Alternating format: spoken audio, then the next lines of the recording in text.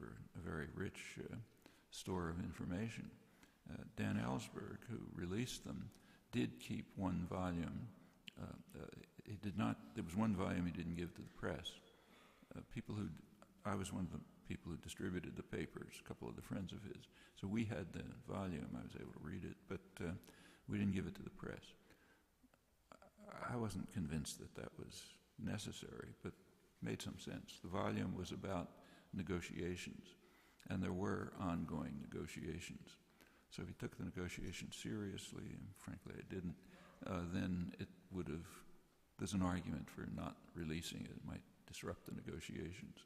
But an argument has to be given. And it's very rare that that burden can be met.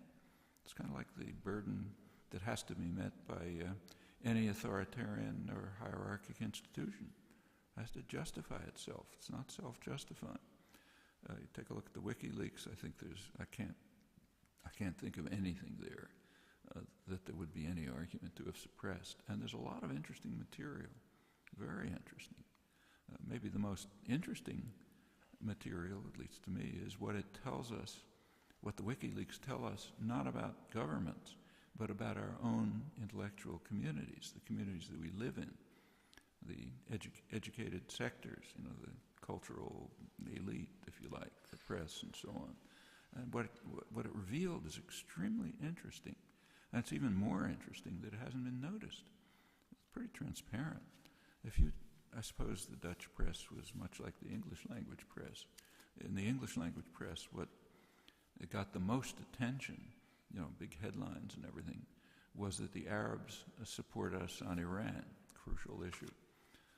And a lot of excitement, this shows how we're doing the right thing. Even the Arabs support us, strongly support us. Well, take a look at what came out in WikiLeaks about that. What came out was statements by Arab dictators. They allegedly support us. But what about the Arab population? Actually, there's a lot known about Arab public opinion. It's not reported, at least in English. Maybe it was reported here, I doubt it. But a lot is known about Arab public opinion. There are recent polls taken by the most prestigious U.S. polling organizations released by major institutions, Brookings Institute in Washington, others. And what they say is quite interesting. For example, in Egypt, 90% of the public think their worst enemy is the United States. The figures are pretty similar for the whole region, the United States and Israel, which are regarded correctly as about the same thing. So, on the order of 80 to 90% throughout the region say that's the main threat. What about Iran? 10% think Iran is a threat. In fact, support for Iran or rather hatred for Western policy is so extreme that a large majority think that the region would be better off if Iran had nuclear weapons. In Egypt, 80%. Well, the Arabs support us. Yeah, the Arab dictators. What matters to the editorial writers and the commentators and the public intellectuals and so on is that the dictators support us. If the population strongly opposes us, who cares? As long as they're quiet, as long as you can keep them under control, who cares? Now that reveals an attitude towards democracy which is extremely significant. It indicates pretty strikingly the extent to which democracy is absolutely hated by educated sectors that have any connection to power or privilege.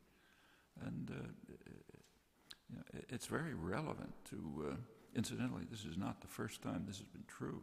This has been true for decades, and there's plenty of evidence about it. But again, it's not what you're likely to be taught in school or read in the newspapers and so on. But you can find it out. And you've learned something about yourselves. That's really important. Knowing yourself is quite important. That's why that bad guy drank the hemlock. Thanks. What is the role of intellectual critique in a society like Holland, where critique and not positive policy making is the standard? Where? What is the role of intellectual critique and in critique and not puzzle. Well, There's the continuation. I see. Should intellectuals take on a more positive role in making neat plans that can be implemented in practice instead of a critical approach? Well, taking the last part, I don't see why there's a distinction. Taking a critical approach just in order to criticize is, maybe makes you feel good, but no point. Taking a critical approach because you want to see policy changes, that makes good sense. So go back to, say, the prophets. When they were giving a critical analysis of the deeds of the evil kings, they were calling for a change in policies and attitudes. And that's what critical people ought to be doing, critical intellectuals, if you like. What was the first point? What is the role of an intellectual critique in a society where critique is the standard? Change the society. It doesn't work like that. You get some. Yeah, thanks. You said, don't speak truth to powers, they'll know it already.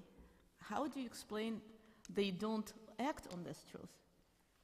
Don't speak truth to power. Oh, they do. I mean, how the powerful... Oh, sorry, go ahead. What you argue for is reasonable, very reasonable to any human being. How come people in power don't act on it? Are they all corrupted by power, immoral, perhaps amoral? Well, they may be whatever they are. That's, for their families and psychiatrists to worry about. But they're in institutions. When you're an institution and you play a role in that institution, there's some limits on what you can do. So let's take a couple of, I think concrete examples are good to think about instead of abstract discussion. We're in the middle of a huge fiscal crisis, economic crisis. Where did that come from? Well, to a large extent, it came from a basic principle of market systems, which is an unavoidable property of market systems. Namely, if you're, suppose you sell a car to somebody. If you're paying attention, you carry out that transaction so that you make out reasonably well and the other person does too. But there's some things you don't consider. Like you don't consider the effect on her, say. That's called an externality if you've studied economic theory. The effect of a transaction on others is something you don't consider in market systems, right? And there is an effect. Like if you buy a car, there's more pollution, there's more congestion, a lot of things that affect other people. But those are externalities. You don't care about them. Well, in financial systems, there's a big externality, which is well understood. It's called systemic risk. Systemic risk is the risk that the whole system will crash. Okay, so if, say, Goldman Sachs makes a transaction which they will, if they're doing their job, they'll cover the risk to themselves, right? They'll take that into account. They won't take into account the risk that the whole system will crash. That's an externality. Well, that externality happens to have big effects, like crashing the system repeatedly. Ever since during the 50s and the 60s, there weren't any financial crashes because there were regulations in place. In the 70s on to the 80s and 90s, the regulatory apparatus has been dismantled. As a result, systemic risk is always ever present, and you have repeated financial crises. Well, these financial crises, these are pretty bad crises. And the financial crisis leads to a general economic crisis. So people don't have jobs. In the United States now, probably 20% of the population qualifies for food stamps because they just can't get food. This is pretty serious. But for the rich and the powerful, it doesn't matter because they don't really, this comes back to talking truth to power.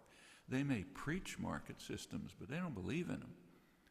What they believe in is a powerful nanny state that works for them, not for anyone else, but it works for them. So if the system crashes, say Goldman Sachs and J.P. Morgan Chase and Barclay Banks and the rest of them, if they crash the system as they just did, They have a solution. Run to the nanny state, holding your copy of Hayek and so on, and tell them to bail you out, meaning the taxpayer to bail you out, which is what happens. That's a government insurance policy. It's called too big to fail. It means if you crash the system, you just come and say, look, I'm too big to fail, bail me out. And the taxpayer dutifully bails them out. Right now, they're richer than ever. If you're following what's happening in the United States, there are huge protests all over the country, in Wisconsin and elsewhere, and people are in real trouble. At the same moment, they're cutting back collective bargaining, pensions, they want to cut Social Security, everything's got to be cut, like here. Meanwhile, at the very same moment, the people who caused the crisis are giving themselves fabulous bonuses. Goldman Sachs just quietly, and they're the worst of them, announced $17.5 billion in bonuses for management, $12.5 million just for the CEO, triple his salary and so on. That's happening right at the moment when there's real suffering around the country. The same as, I just happen to be in England, there's a front page story every day about the bankers who gave themselves a massive bonus. Probably the same is happening here. So that's an externality. You don't pay attention to it. Now let's go back to the CEO of Goldman Sachs. Is he a bad person? No, I don't know I don't care one way or another whether he's a good person or a bad person. Like I say, that's a problem for his family. But the role that he plays forces this decision, literally. If he decides, I'm not going to make that decision, he's out and somebody else is in who will make it. Because that's a property of the semi-market system that he's participating in. Now, in that case, there's somebody around to bail you out when everything crashes. But there's another case, quite a critical one, in fact, a lethal one, where externalities are ignored and necessarily ignored, and it'll probably destroy the species. That's the environmental crisis. The business world does not want to do anything to deal with the environmental crisis for good reasons. It harms their short-term profit. Now, suppose you're the CEO, chairman of some major